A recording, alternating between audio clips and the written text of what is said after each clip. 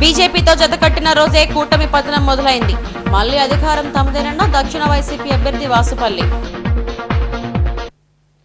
దక్షిణ వైసీపీ అభ్యర్థి ఎమ్మెల్యే వాసుపల్లి గణేష్ కుమార్ ఎన్నికల ప్రచారం ఫుల్ జోష్ గా సాగుతుంది.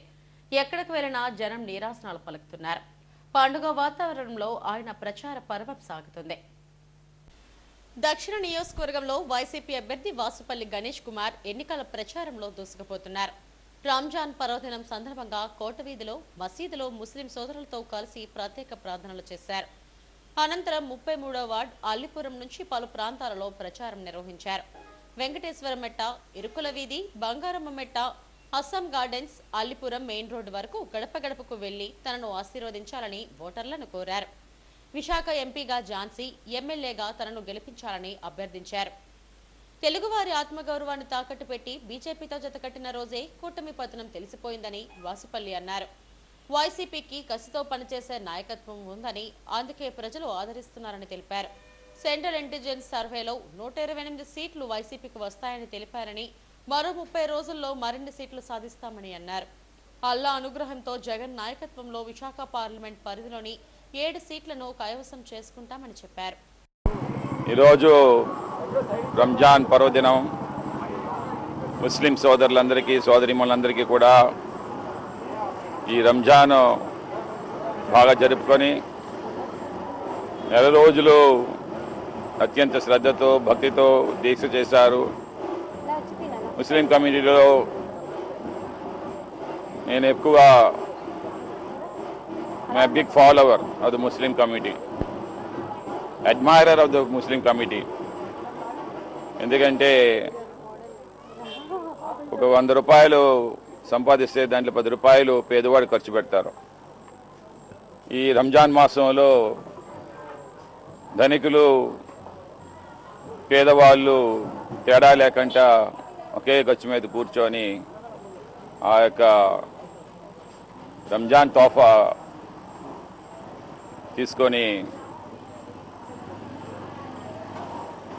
ఎంతో భక్తితో పూజలు చేస్తారు. ప్రపంచం అంతా కూడా బాగుండాలని, అలాంటి వాళ్ళకి ఎప్పుడు కూడా అల్లా బాగా చూడాలని మరి కూడా ప్రార్థిస్తా ఉన్నాను. మరి ఈరోజు 33వ వార్డులో పర్యటన చాలా ఆనందంగా జరుగుతూ ఉంది. అందరూ అడుగుతూ ఉన్నారు, మాకు ఎండలు బాగా దంచుతా ఉన్నాయి కదా ఏంటని. మాకైతే ఎండ అని తెలియట్లేదు, చెమట్లయితే కారుతా ఉన్నాయి, కానీ ఆనందం వచ్చేస్తుంది ఎక్కువ.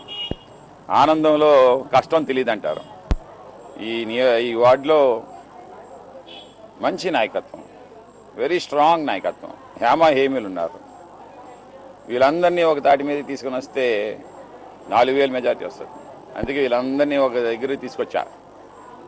4000 మెజార్టీ ఎక్స్పెక్ట్ చేస్తా ఉన్నాం. ఇప్పుడు అందరూ యునైటెడ్గా పనిచేస్తూ ఉన్నారు.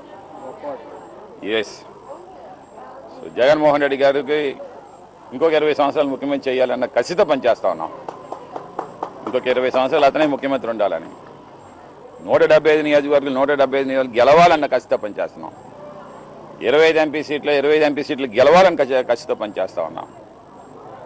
ఇప్పటికే మీరు సెంట్రల్ ఇంటెలిజెన్స్ సర్వే రిపోర్ట్స్ వచ్చాయి. మా పగవాళ్ళు కూడా ఈటీవీ కూడా అదే వేసింది. ఏదో సర్వేలు మేమేమో రిపోర్ట్స్ పుట్టించుకుని కాదు, మా పగవాళ్ళు ఈటీవీ వేసింది. 128 సీట్లేమో వైఎస్ఆర్సీపీ గెలుచుకుంటుందని చెప్పేసి, మళ్ళీ గవర్నమెంట్ ఫామ్ చేస్తుందని చెప్పేసి. సో దాన్ని బట్టి అర్థమవుతుంది ఇంకా 30 రోజుల్లో ఇంకొక 20 సీట్లు అదనంగానే వస్తాయి తప్పించి కిందకి దిగదు. ఎందుకంటే ఈరోజు వాళ్ళ పతనం స్టార్ట్ అయిపోయింది. ఇప్పుడు బీజేపీతో కలవాలన్న ఒక అడుక్కునేవి లావాలాగా ఆంధ్ర రాష్ట్రాన్ని బీజేపీ దగ్గర ఉత్తర నార్త్కి తాకట్టు పెట్టారు, వాళ్ళ పాదాల దగ్గర పెట్టారు మన ఆత్మ గౌరవాన్ని.